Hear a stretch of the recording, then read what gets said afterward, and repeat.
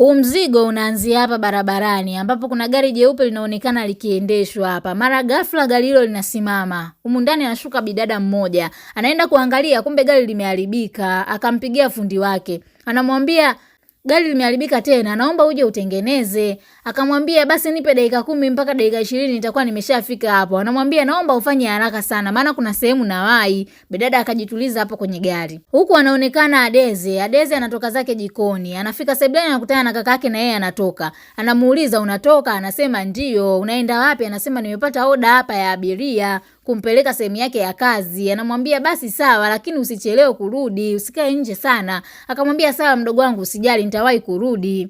Jamaa amefika huko barabarani, bibi anamsimamisha. Anamwambia simama. Anamuuliza wewe ndo Tari? Anasema ndio mimi. Basi nenda kageuze gari tuondoke. Muda huo kuna gari inafika hapa. Bidada anashuka kwenye gari. Anamfokea huyu ni fundi. Anamwambia kwa nini umechelewa? Umechukua dakika 20 ujue. Anamwambia ndio, kwa vile kule kulikuwa ni mbali. Nisamee bosi wangu. Anamwambia naomba utengeneze hili gari. Sasa ulitengeneze vizuri, yani ulitengeneze vizuri sana maana limeharibika hapa mara ya pili. Kasubiria gari limekuja, bibi akapanda, huyo akaondoka zake. Humu ndani ya gari huyu kaka akaa anamwangalia huyu dada kwenye kioo hapa. Anamwambia bibi huonekani kuwa sawa, kwani kuna shida gani? Bibi anamwangalia tu hapo. Kaka akaona mbona namsemesha mtu aniitikii au nanuka? Akajinusa pale akachukua spray. Huyu dada akamwambia samahani, akasema hamna, ni perfume tu hii.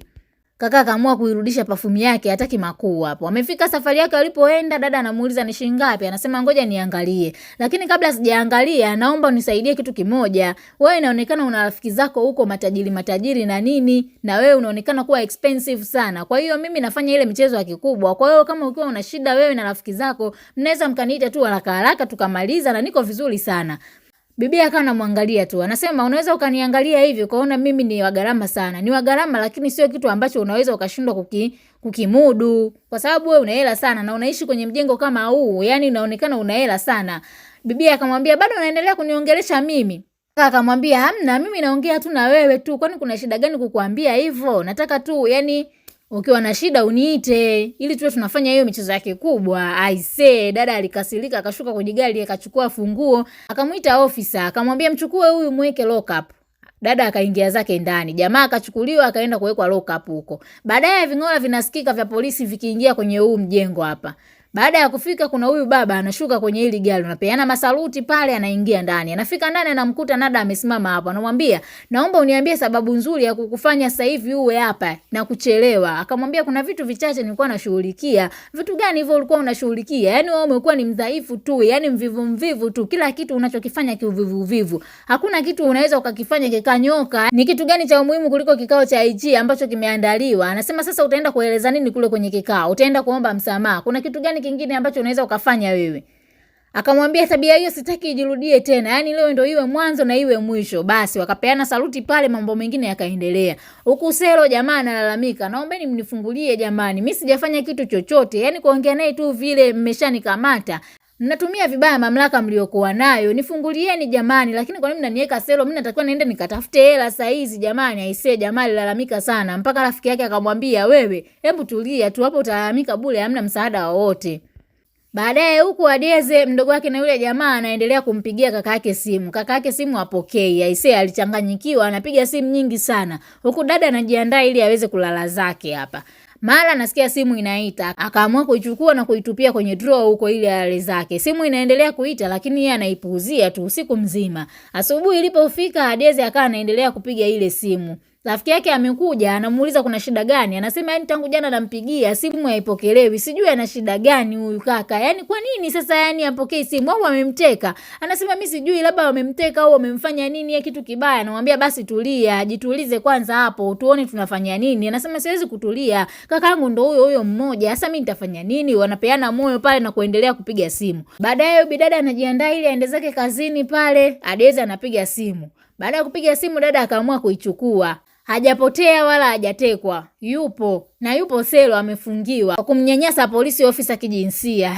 Kwa kumnyanyasa polisi ofisa kijinsia? Kakaangu hawezi kufanya kitu kama hicho. Hawezi kufanya kitu kama hicho kabisa. Akamwambia, unadhani hawezi kufanya kitu kama hicho? Sasa ndo ameshafanya hivyo. Sasa mbona wamemkamata? Anamwambia wewe tulia tu. Yaani huyu mtu tutampata tu. Na mtu anawezaje kumchukua mtu eti akamweka Selo eti kisa amemnyanyasa polisi ofisa kijinsia? Yaani haiwezekani. Tulia tu. Anasema mimi siwezi kutulia. hata address hajatoa. Huku baba mtu anakuja kuchungulia, anakuta kuna watu wako selo. Anamuita msaidizi wake, anamuuliza wale watu ni wakina nani? Anasema ni watu wa NADA, hao walisema tuwafungie. Hebu watoe hapo, wapeleke huko Central, achana nao usiwaeke hapo. Akasema sawa bosi. Akaendelea kuwazumu tu akiwa pale juu. Jamaa amechoka balaa. Huku bibi amekaa anazungumza na baba yake, anamwambia mambo yanaendaje baba? Mambo yanaenda vizuri tu. Kwema kwema. Huko anapeana 1 na 2 pale. Baadaye baba akamuuliza, akamwambia yule kijana nilomuona kule solo ni nani? Akasema yule ni kijana ambaye nilikuja naye jana kwenye gari na alinifanyia unyanyasaji wa kijinsia. Kwa kijinsia, yani mtu anawezaje kufanyia unyanyasaji wa kijinsia kama wewe mwenyewe hujajionyesha kufanywa unyanyasaji wa kijinsia? Wewe ndio umeataka mwenyewe, ndio maana ukafanywa unyanyasaji wa kijinsia. Yani nishakwambia wewe ni dhaifu tu kama mama yako. Baba, yani mimi nijipeleke mwenyewe kwenye unyanyasaji wa kijinsia kweli? Yani nijinyengeneshe kwenye unyanyasaji wa kijinsia? Akamwambia ndio, na mama yako alikuwa hivyo hivyo. Yani hamna lolote, wewe na mama yako ni sawa tu. Aisee, binti alichukia na ilimuuma ile. Huko nyumbani wanaendelea kukaa wanawaza watafanya nini. Address hawakupewa wala nini. Wakaamua waendelee kupiga simu. Bidada safari akaamua kupokea tena simu. Alipopokea simu akawaambia, sawa, vizuri, mmefanikiwa kumaliza betri ya hii simu na hii itakuwa ni vizuri sana kwa upande wangu kwa sababu mtamaliza usumbufu wote. Huyu dada akawaza, usumbufu tena? Usumbufu wa nini wakati mimi nakuuliza kaka yangu umemfanya nini? Yani kwa nini umemshikilia kaka yangu huko? Dada akamwambia, unanifokea Akamwambia samahani, yani nakuwa na hasira kiasi hicho kwa sababu natamani kujua kaka yangu yuko wapi. Akamwambia, naomba ukutane na mimi kwenye eneo la polisi ndani ya lisali moja lijalo. Basi bibi akamwambia, ameshanitumia address, inabidi tuende tukamuone. Amekutumia address wapi? Polisi. Polisi twende. Anasema yani watu wengine bwana sijui akili zao zipo vipi. Yani kwa hiyo anataka sisi ndo twende polisi baadaye yeye kumrudisha mtu wetu. Baadaye wako huku polisi wamekaa hapa, mara NADA anakuja. Alivyokuja akamwambia, mimi hapa ndo ndugu yake na huyo kaka uliomshikilia. Akamwambia, kwa hiyo ndo ulikuwa unaongea na mimi kwenye simu vibaya? Naomba unisamee, ilikuwa tu ni hasira ile na ile namna ya kuona kwamba kaka yangu hapatikani. Akamwambia polisi, mfungulie huyo kaka. Kaka amefunguliwa, amechoka vibaya mno. Dada anaenda kumkumbatia kaka yake. Hii imekuwa ni funzo. Amefungwa kwa sababu ya kumdhalilisha polisi officer. Hebu mpe vitu vyake huko aondoke. Muda kidogo jamaa akazimia pale. Kila mtu alichanganyikiwa, wakamkimbiza hospitalini. Kumkimbiza hospitalini, moja haikai, mbili haisimami. Aisee, daktari anakuja, anasema mgonjwa wenu yuko kwenye hali mbaya sana na anatakiwa kufanyiwa upasuaji hivi karibuni na ana matatizo ya tumbo. Kumbe dada mtu pia anajua tatizo la kaka yake. Na hapo alikuwa akitafuta hela ili wampeleke hospitali kufanyiwa surgery. Aisee, dada mtu alilia sana. Kwa nini mkamate? Kwa nini mkamate afu amemsababishia matatizo kama hayo? Akasema hapana, huyu hajamsababishia hayo matatizo. Kakangu alikuwa na matatizo hayo tokea muda tu. Sema tulikuwa tunatafuta hela ya kumtimia. Kwa hiyo alikuwa anaumwa muda wote huo au kuniambia? Yaani mimi rafiki yako ukuniambia kwamba kaka yako anaumwa na mko kwenye harakati za kutafuta hela ili mtu atibiwe kweli? Akamwambia, naomba unisamee tu, tulikuwa tunajitafuta kidogo kidogo. Kaambia, sasa tunafanyaje? Sisi tuna naira 1.5 tu hapa. Kuzifikisha zifike naira 5 ni kipengele kingine. Aisee, NADA amekaa tu hapa anasikiliza maongezi. Baadaye NADA akasimama akaamua kwenda kumuona daktari. Anamwambia daktari, kwani ile surgery ni shilingi ngapi? Akamwambia ni naira 5 Naira 5 ndio, na yuko kwenye hali mbaya sana. Yaani tukichelewa tu kumfanyia upasuaji atafariki. Akamwambia, hebu endelea na huo upasuaji. Mimi hiyo hela nitailipa. Lakini naomba nikuombe kitu kimoja. Usimwambie babangu kama mimi ndo nimelipia hiyo surgery. Kwa nini sasa nisimwambie na wakati ni kumsaidia mtu unamsaidia? Akasema hapana, babangu hatakiwi kujua kabisa. Baadaye muda kidogo Nesi anamfuata Adeze. Anamwambia Adeze, twende ukasaini fomu ili kaka yako afanyiwe upasuaji. Akasema sisi hela bado hatujalipa. Akamwambia hela imeshalipwa na NADA muda mrefu tu. Kwa hiyo twende ukasaini hizo fomu haraka haraka ili tumfanyie upasuaji. Akaenda kusaini. Baadaye amekaa zake hapa, rafiki yake anakuja, amevaa kawigi fulani hivi, amevaa na kanguo kafupi fupi. Anamwambia tayari hela nimeshapata, twende tukalipe upasuaji uanze. Akasema hamna, usijali, hela imeshalipwa tayari. Hela imelipwa na nani? Akasema na yule dada. Yaani mimi nilikuwa ninajua ana roho mbaya, kumbe ana roho nzuri kiasi hicho. Yaani amelipa 5 yote. Dada yupi huyo? Amelipa 5 yote. Na mimi ninaenda kutafuta 5. Akaambia usijali, ameshalipa 5 na upasuaji umeshaanza kufanyika. Aisee, Adeze alikuwa anafurahi tu pale. Dada amechoka huko. Daktari anakuja, anasema upasuaji umeenda vizuri tu na sasa hivi mgonjwa anaendelea vizuri. Kweli? Aisee walifurahi. Tunaweza kumuona? Akaambia, sawa, mnaweza kumuona. Baadaye huku nyumbani Adeze amekuja, anagonga getini kule. Aisee anasumbua maaskari huyu. Akaambiwa kuna nini hapo getini? Hebu mfungulie yule dada aingie ndani huko. Kuna kitu gani? Akamsalimia baba pale, baada ya kumsalimia akaulizwa wewe ni nani? Akasema mimi ni mdogo wake na yule kaka ambaye Nada amemsaidia. Nada kuna mtu amemsaidia? Akasema ndio, kakangu alikuwa anaumwa na alikuwa anahitaji kufanyiwa upasuaji. Nada amemsaidia, amemlipia hela ya kufanyia upasuaji. Aha. Amemlipia shilingi ngapi? Amemlipia Naila 500,000. Naila 500,000? Aha, sawa. Sema nataka kusema asante. Akamwambia sawa, ondoka. Akamwambia sijamuona Nada, nataka kumwambia asante. Nimekuambia ondoka. Aisee, Biti kwa wasiwasi akaamua kuondoka zake. Huku ndani Nada amekaa zake, mara babake anaingia. Aisee akamwambia, yani sijaamini kama wewe unaweza ukachukua Naila 500,000 ukazitupa. Mimi Naila 500,000 nikazitupa? Akamwambia yani kwa upuuzi tu ukachukua Naila 500,000 ukazitupa tu yani bila faida yoyote. Aisee, Nada akasema mimi sijazitupa, lakini nilikuwa nasaidia maisha ya mtu. Ulikuwa unasaidia maisha ya mtu? Nilikuwa nasaidia maisha ya mtu baba. Akamwambia yani wewe ni upumbavu, uko tu kama mama yako. Yani haujui namna gani ya kutengeneza pesa, yani mvivu tu na hata haufikirii. Baadaye baba akaondoka. Nada alichoka kwa kweli. Baadaye hawa wamefanikiwa kurudi nyumbani huku. Usiku umefika, yule jamaa naye anakuja anataka kusema asante. Hapa amekutana na huyu msaidizi wa yule dada. Akachukuliwa moja kwa moja mpaka ndani kwa Nada. Nada anamwambia, nani amekuruhusu kumuingiza huyu mtu? Anasema aliniomba sana, alikuwa anataka kusema asante. Yani bila ruhusa yangu, naomba nisamee bosi, sitarudia tena. Ukaka akasema, nimekuja kusema asante kwa kunisaidia kunilipia sajali yangu. Aisee, baadaye vingola vikasikika vinaingia ndani. Baba mtu amesharudi nyumbani. Yani huyu ni gaidi kabisa huyu. Nada akamchukua mkaka akaamua kwenda kumficha chooni huko. Ingia chooni huko wewe. Akamfungia chooni huko. Simu yake ikaanza kuita. Simu ilivyoita akaamua kupokea. Anaongea na mdogo wake anamwambia mimi niko sawa. Niko chumbani kwa Nada huku nimejifungia chooni. Yani babake amekuja, yani wasiwasi hapa, yani moyo wangu unaenda tu mbio mbio. Akamwambia kwa nini ulienda huko? Nilikuja kusema asante. Yani wewe baba ni mkali. Nada alivyoenda kuchungulia akaona babake amepandisha juu ya ngazi, akaamua kwenda kumtoa mchizi. Mchizi ananyata anataka kutoka nje. Anamuuliza, "Unaenda wapi? Unafanya nini wewe?" Anamwambia Nanyata nataka niondoke. Akamwambia ukiangalia hii nyumba unaona ni nyumba ambayo unaweza ukanyata ukatoka nje. Yani hapa huwezi kuondoka. Akamwambia siwezi kuondoka. Nirudi ndani kwa hiyo au nikae chooni. Akamwambia hamna, kaa tu hapo kwenye kochi. Akakaa zake kwenye kochi hapo. Usiku umefika, jamaa amelala zake kwenye sofa hapo. Nada anatoka chooni, jamaa akashtuka. Yuko wapi? Anakuja. Aisee, yani huyo baba ni gaidi kiasi hicho. Akamwambia Nada, naomba niondoke basi, saa hizi ni usiku. Akamwambia huwezi kuondoka, anaweza akasikia sauti ya milango au geti huko. Kwa hiyo inabidi ulale hapa mpaka kesho.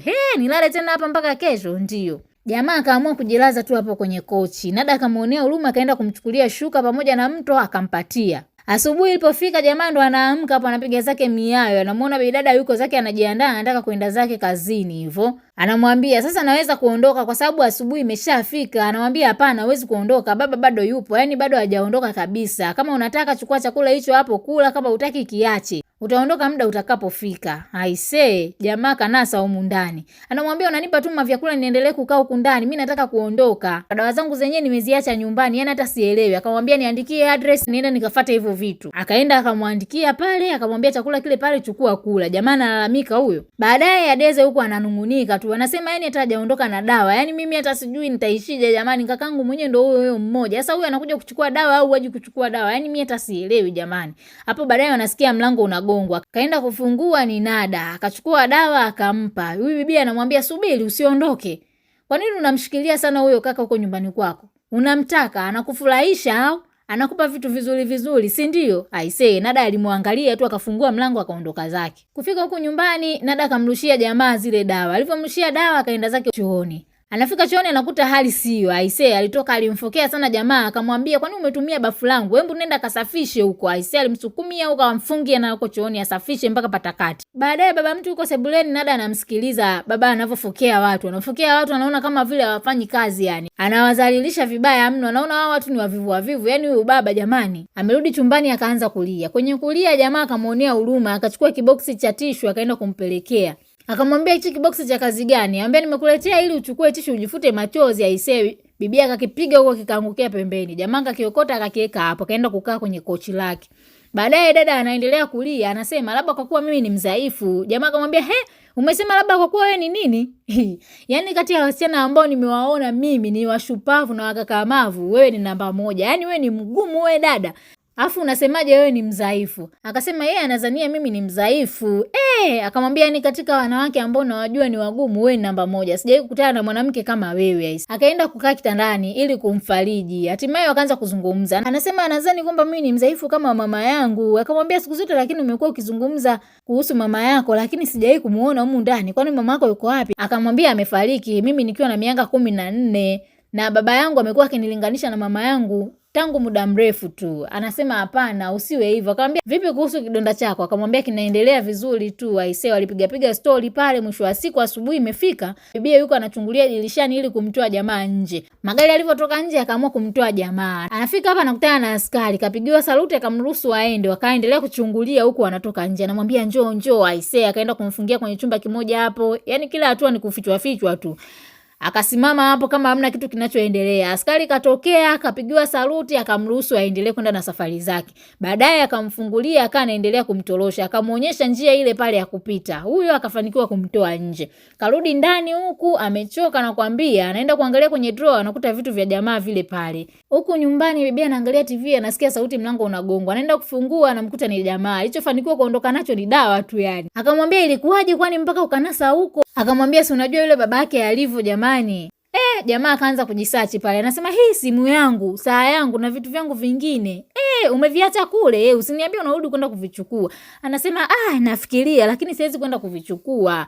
Najua tu Nada atavileta. Atavileta? Akasema kivipi? Anasema mimi najua tu atavileta. Nada kweli akavileta vile vitu akampa jamaa. Akamwambia usiondoke, kaa hapa angalau uwe mgeni wangu hata kwa dakika 1. Akamwambia hamna shida, siku nyingine nitakuja, nitakaa, tutakula, tutaenjoy, tutafanya kila kitu. Akamwambia basi niachie namba zako za simu ili tuendelee kuwasiliana. Nada akamwachia namba za simu pale kisha akaondoka. Mbona uniambie kinachoendelea? Dakika chache tu nimekuwa hampatani. Mara amekufungia chumbani kwake, amekuja kukuchukulia dawa, amekupelekea huko. Na baadaye sasa hivi amekuletea vitu vyake na sasa hivi mnachekeana hapo. Kuna kitu gani? Mbona uniambie? Anamwambia hamna kitu dogo, wewe tulia basi, hamna kitu. Baadaye huko kwenye gari bibia yuko anachati, Aisee anatabasamu huyo, yani hii sio hali ya kawaida. Askari mwenzake anamwangalia kwenye kioo hapo, anaona mbona huyu anatabasamu sana, inakuaje hivi? Na huku jamaa na yeye anachati tu, anacheka tu. Askari amemwangalia pale, akimwona anacheka akaamua kujifanya yuko serious. Lakini leo bosi yuko kivingine, anacheka sana, sijui nani amempa rake asichi. Kesho yake huku nyumbani rafiki yake Adeze amekuja, anamwambia Adeze hayupo. Anasema hamna shida hata kama hayupo. Mimi nitakaa tu na wewe, kwani kuna shida? Anaambia hamna shida, lakini ukuniambia kama utakuja kwa ajili yangu. Mimi na mgeni wangu ambaye anakuja, nadhani ndio huyo hapo. Baadaye Nada akaingia. Alivyoingia akamwambia, "Nakaribishwa." Akamwambia, "Ndio unakaribishwa. Naruhusiwa kukaa hapa kwenye kochi." Akamwambia, "Ndio naruhusiwa kukaa kwenye kochi." Basi huyo dada mwingine akaamua tu kuaga ili aondoke zake pale. Wakakaa wanaendelea kupiga story. Huku nje huyu dada anakaa anawaza. Yaani mimi nimemsaidia huyu mtu lakini bado yeye anapenda watu wengine. Aisee alishikwa na hasira. Alipiga teke gari akajiumiza mwenyewe mguuni. Akawaza kwamba ile siku kule hospitalini walivyosema hawana Naira milioni 5, yeye alitoka kwenda kuitafuta. Na aliipataje? Kwa kulala na mwanaume. Aisee ili endelea kumuumiza vibaya mno. Na yeye alikuwa anampenda jamaa muda mrefu tu lakini hakusema sasa. Yaani hilo ndo kosa lake. Baadaye usiku umefika, baba anatoka na kutana na binti yake anapita. Anamwambia za jioni baba. Baba hajaitikia. Binti akaamua kupita na Mia. Baba akamuita msaidizi wake akamuuliza, "Nada alitoka saa ngapi?" Akamwambia ni muda mrefu tu. Akamwambia kwa mantiki hiyo inabidi umfuatilie kila hatua anayokwenda. Akamwambia sawa boss. Kesho yake huku jamaa tayari ameshapata kazi. Anarudi nyumbani anamwambia mdogo wake, "Nimeshapata kazi." Aisee mdogo wake alifurahi akamkumbatia pale na nini. Na huyu bibi akawa anajifurahisha tu pale kwa kucheka lakini ndio hivyo moyoni anaumia. Kaka mtu ameingia ndani, Adeze na furaha zake anamwona rafiki yake hayupo sawa. Anamwambia wewe vipi? Mbona kama uko sawa? Anamwambia mimi niko sawa. Una uhakika? Ndio niko sawa. Kwani kuna shida gani? Nimeshakwambia niko sawa mimi. Huku nyumbani baba mtu amekaa anaangalia muda ni saa ngapi saa hizi, binti yake hamuoni. Kumbe binti yake huko kwa mchizi huko. Aisee wanapiga story tu kwa shazoeana na nini. Binti kashakuwa sophisticated. Haya. Kesho yake binti amejiandaa aende kazini, baba mtu anampa barua ya kumhamisha. Anamwambia kesho unatakiwa uhamishwe, kwa hiyo panga vitu vyako unaondoka. Binti ilimuuma. Kapaki mabegi yake na nini, kaenda kupanda kwenye ndinga, hizo zinaondoka, yani zinamhamisha hivyo. Kesho yake Adezi anatoka kwenye mishemishe zake, anamkuta kaka yake amechanganyikiwa. Anamwambia, wewe kwani unaenda wapi? Anasema, nataka niende nyumbani kwao na Nada. Kufanya nini huko? Naenda kumwangalia. Maana kwenye simu nikimpigia simpati. Na hivi fizikali inabidi tu nimfuate nyumbani kwao. Yani mimi siwezi kuishi bila yeye. Nampenda, yani haiwezekani tu kwa kawaida hivi awe tayari hapatikani. Akasema naenda, nitakuja baadaye. Kaja mpaka huko nyumbani, amefika, anaangalia, anazugazuga kila gari anachungulia, lakini Nada hamuoni. Yani bila mafanikio yoyote akaamua kurudi zake nyumbani. Huku Nada anaonekana akifanya mazoezi akikimbia. Amekimbia kweli mpaka amechoka. Ameamua kupumzika kidogo na hapa anaendelea kukimbia. Baadaye rafiki yake Adezi ameandaa chakula hapo. Amekiweka mezani, anamwambia Tari, karibu chakula basi ule. Anamwambia hapana, wewe mimi sijisikii kula. Ujisikii kula kwa nini jamani? Mimi nishakwambia nakupenda, hebu njoo ule tu hata kidogo. Acha kumfikiria sana huyo Nada. Mimi nampenda Nada na inaniuma sana kuona kwamba yani hapatikani kwenye simu na kokote simpati. Anamwambia mimi nakupenda jamani, mimi sinipo. Yani mimi nakupenda kiasi hichi, lakini unionee huruma. Dada akajimaliza pale na nini, jamaa akamuonea huruma, akaamua tu amkumbatie, huku mdogo wake anachungulia tu kule kwa mbali. Kesho yake vile huyu dada anajikomba komba kwa huyu jamaa. Adezi akaamua kupita zake tu awaache watu na mambo yao. Anatoka nje anakutana na Nada. Alifurahi akamkumbatia vibaya mno. Akamwambia ulikuwa wapi? Anasema unajua baba, alinihamisha tu ghafla, yani hata hajanipa muda wa kuaga marafiki zangu ninaowapenda. Yani akamwambia Tari yuko wapi? Akamwambia yupo ndani huko. Twende basi tukamuone. Walikuwa wanapanda kwa furaha. Huku ndani sasa huyu dada anaendelea kumbembeleza Tari. Anamwambia mimi nakupenda na nini. Mara dada akamlazimisha Tari kumpa busu. Nada si akaona bwana, alitoka kwa makasiriko pale, akawa anashuka zake ngazi. Jamaa akamfuata, anamwambia, "Mimi naomba unisamee." Anamwambia, "Kwa nini unaniona mimi ni mjinga? Babangu alikuwa sahihi kunifananisha na mama yangu. Kumbe mimi sio chochote. Kumbe mwanaume anaweza akaniendesha mimi. Yaani kwanza nilikuwa mjinga kutembea na mwanaume kama wewe. Yaani sijui ilikuwaje yani." Akamwambia, "Naomba uniamini." Akasema, "Nikuamini nini? Na wakati nimekukuta kabisa anakubusu." Anasema, "Mimi sijambusu, yeye ndo amenibusu mimi." Akasema, "Aha, mwisho wa story. Nitasema nini tena mimi hapo? Bye." Akawa anaondoka. Anasema, "Nada, nimejaribu kukutafuta sana kwenye simu lakini nilikuwa sikupati. Ulikuwa unipati. Na ulivyoona unipati baada ya siku 2 3 ngapi ukaamua kumove on kuchukua mwanamke mwingine, si ndio?" Anamwambia Nada, "Sio hivyo." Nada alikasirika akaamua kuondoka zake. Nyumbani kwa kina Nada huku jamaa yuko zake getini. Anaomba pale aingie ndani ili akaongee na Nada. Baba mtu ametoka nje, anasema, "Kuna nini hapo getini? Hebu mruhusu aingie huyo." Ameingia. Alipoingia akasema, "Nataka kumuona Nada, nataka kuzungumza naye ili tumalize tofauti zetu. Kuna kitu amekiona sio cha kawaida. Kwa hiyo nataka kuongea naye." Baba mtu akasema, "Hapa Nada hayupo." Akasema, "Alikuwa kwangu na sasa hivi tu amekuja huku kwa sababu kuna kitu kibali kiona kule ambacho kimemchanganya akili yake. Nataka nimuelezee vizuri kuhusiana na hicho kitu." Baba mtu akamwambia askari wake, "Mtafuteni kokote Nada alipo mumlete hapa." Baadaye Nada akaletwa. Alivyokuja pale akaambiwa, "Kwa hiyo wewe ulitoka huko nilipokuhamisha ukaja huku kwa ajili ya huyu mvulana. Na mimi nilikuhamisha uende kule kwa ajili ya huyu mvulana usiwe na mahusiano naye. Lakini kwa nini haunielewi? Yaani wewe ni mdhaifu tu siku zote. Na huyu kijana lazima aende selo. Mchukueni mpeleke selo." Nada akasema, "Baba msamee, usimfanye hivyo jamani. Msamee basi." Baba amekasirika akaingia ndani, anaendelea tu kumfokea Nada. Nada safari hii akaamua kuvunja ukimya. Akamwambia, "Baba, hujawahi kufanya kitu kizuri kwa ajili yangu. Kwa hili moja na kuomba tu, angalau kwa sasa hivi unisikilize basi, unifanyie hili jambo moja. Usimpige yule kijana, muache aende." Naweza nikamwachia, lakini kwa sharti moja tu. Akamwambia, "Ndio. Naomba uachane naye. Usimpigie simu na wala usimtafute." Nada akamuuliza, "Kwa nini?" "Yaani nataka unipe sababu moja nzuri tu ambayo itanisababisha mimi kuweza kufanya hivyo. Bila hiyo sababu mimi siwezi kufanya hivyo."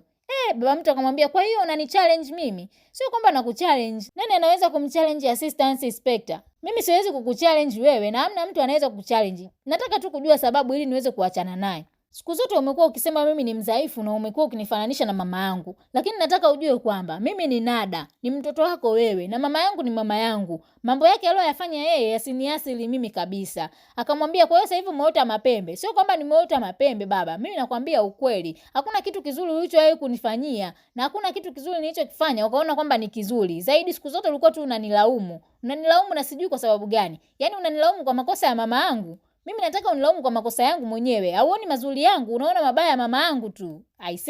Nada aliongea sana hiyo siku. Baba mtu yale maneno yalimuingia, akaamua kuchukua picha ya mke wake na kuiangalia. Huku bibi alikuja kuongea na Mchizi. Mchizi anamwambia, mimi sijafanya kile kitu. Akamwambia ndio nakuamini. Akamwambia umeniamini? Akamwambia sio kwamba nakuamini. Yule dada ameniambia kila kitu. Kwa hiyo najua tu sio wewe uliofanya vile, ni yeye. Akasema ndio Nada. Mimi nakupenda wewe. Mimi yule simpendi, alilazimisha tu, lakini babako pia anaonekana kuwa mkorofi. Anamwambia usijali. Wakashikana mikono pale wakaendelea kupendana. Huku nyumbani baba mtu anajilaumu, amechukua picha ya mke wake anaiangalia. Mke wake naye alikuwa ni askari polisi hapo. Anaiangalia huku ongelesha mwenyewe kwamba wewe ulikuwa ni mdhaifu, lakini madhaifu yako sitaki kuyahamisha kwa mtoto wetu. Huku chumbani Nada anajiandaa kwenda zake kazini. Baba mtu akaingia ndani, alimuomba msamaha Nada, akamwambia wewe ni Nada Makinde na yule ni mama yako. Siwezi kukulaumu tena kwa makosa ya mama yako. Naomba unisamee sana. Nada akamwambia na vipi kuhusu yule kijana uliomfungia? Mchumba wako Tari. Akamwambia kumbe unamjua jina? Akasema ndio namjua jina. Najua kila kitu kuhusu yeye. Na ana bahati anatoka kwenye familia yenye historia nzuri. Kweli baba, ulikuwa unaniumiza sana. Aisee, baba mtu hatimaye akacheka. Nada alifurahi kweli, akasema ni muda mrefu sijaliona tabasamu kama hilo kutoka kwako. Familia ikarudi vizuri kabisa na hatimaye wakakumbatiana. Nada alifurahi, tabasamu lake likaongezeka pale. Huku nyumbani wanapiga story, Tari pamoja na yule bidada wanaongea moja na mbili, mara mlango unagongwa. Tari kwenda kufungua ni Nada bwana. Aisee, na leo pia amewaka. Wakakumbatiana pale na nini, bidada akaondoka zake akaamua kuachia uwanja pale. Wamepiga story na nini, mambo mengi sana mpaka kufikia hatua ya kukumbatiana na kuendelea kupendana. Mzigo unaitwa Light Haters. Unaweza ukautafuta ukauangalia mwenyewe vizuri. Nikukumbushe tunaomba usubscribe ili kuweza kuniwezesha kupata nguvu ya kuweza kuleta mizigo mingine kama hii.